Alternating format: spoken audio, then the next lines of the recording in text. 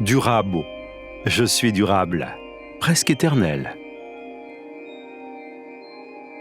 C'est la devise de Belleville, petite cité beaujolaise des bords de Saône. Cette promesse de longévité est comme inscrite pour toujours dans la solidité de son élégant monument moyenâgeux.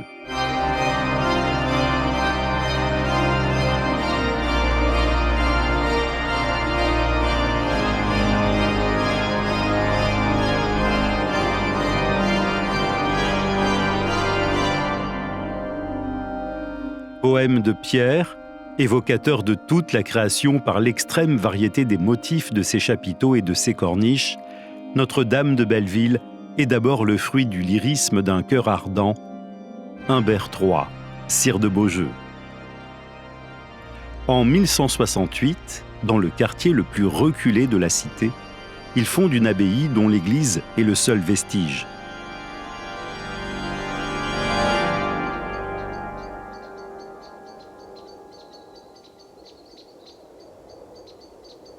Elle est abbatiale, paroissiale, et elle deviendra la nécropole des sires de Beaujeu. Ce qui est remarquable dans cet édifice, ce sont ses dimensions. L'église de Belleville a une longueur de plus de 60 mètres, une hauteur de pratiquement 30 mètres, et c'est l'un des édifices romans du XIIe siècle le plus important, le plus grand de la région.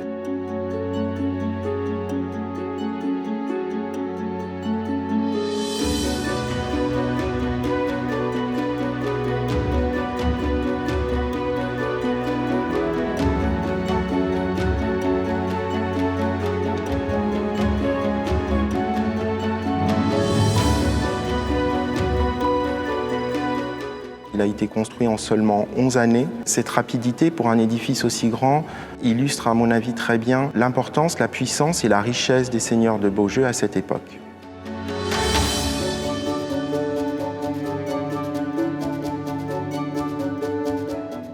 Principalement de style roman, l'édifice présente un chevet de plan bénédictin. Le chœur est surélevé en style gothique au XVe siècle.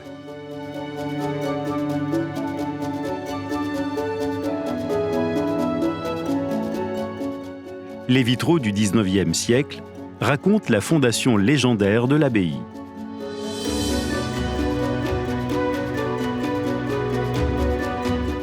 Humbert III, alors il est sire de Beaujeu. J'aime beaucoup ce personnage dans le sens où il a un peu tout vécu. Il a été père de famille, il a été croisé, il est un chef d'État. Et il est aussi mécène, puisque c'est lui qui a financé la construction du site de l'abbatiale et puis qui a donné une vraie impulsion à l'histoire de Belleville. Consoles et chapiteaux présentent des personnages, des animaux et des décors floraux. 3 clés de voûte aux armoiries des Beaujeu évoquent la cession, en 1400, du Beaujolais à Louis de Bourbon.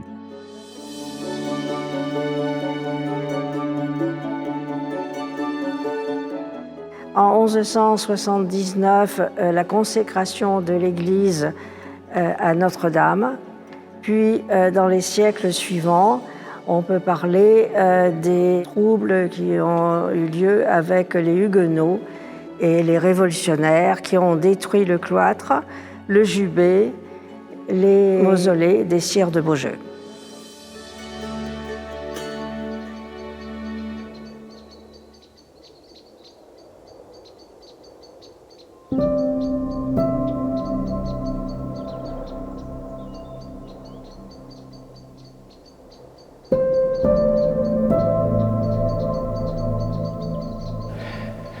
Ce qui me touche le plus, c'est sa résilience. Elle a traversé toutes les phases de notre histoire. Il y a eu les guerres de religion qui ont détruit l'un des clochers, il y a eu la Révolution française qui a détruit les tombeaux, il y a eu la Saône qui a toujours été capricieuse par chez nous.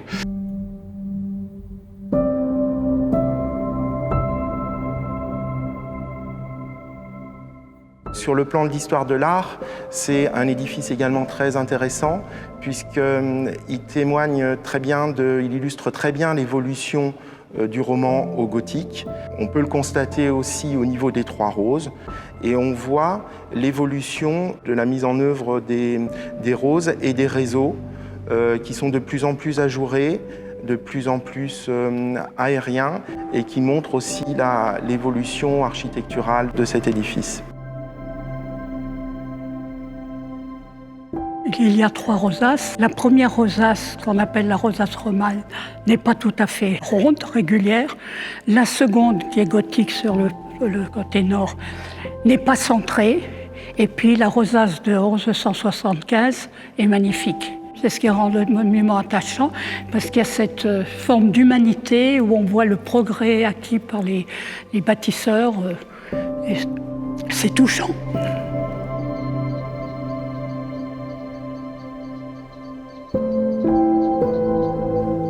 Malheureusement, cette église est encore trop méconnue du grand public par rapport à son intérêt sur le plan de l'architecture et de l'histoire. En 2004, le chœur est rénové par le sculpteur orfèvre Gucci pour l'ensemble liturgique et l'ébéniste Jacques Braque de la Perrière pour les stalles.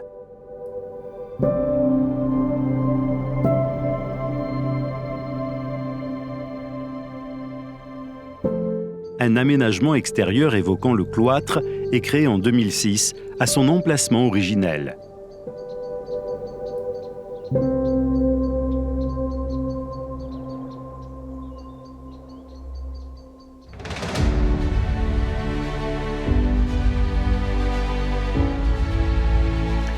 Les travaux extérieurs récents ont permis aux Bellevillois de redécouvrir toute la beauté de leur église.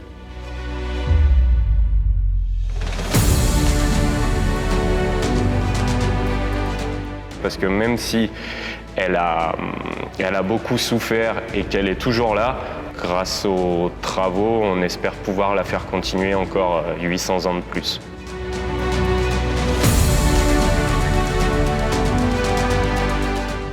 L'abbatiale est la carte d'identité de Belleville au même titre que son hôtel-Dieu.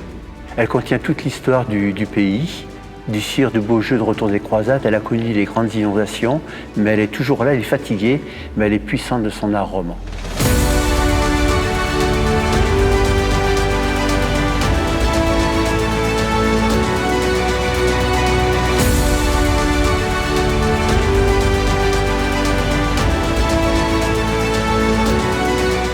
Je dirais, approchez-vous du cloître, première surprise, magnifique à l'extérieur, franchissez le porche, arrêtez-vous, laissez vos yeux s'émerveiller devant ce bijou d'art roman.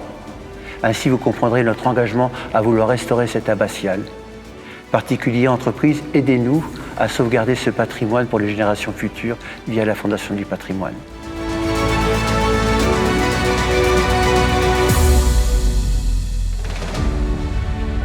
La participation de l'association des Amis de l'Abbatiale à la rénovation intérieure, aux côtés de la municipalité de Belleville en Beaujolais, est l'un des objectifs dans un très proche avenir.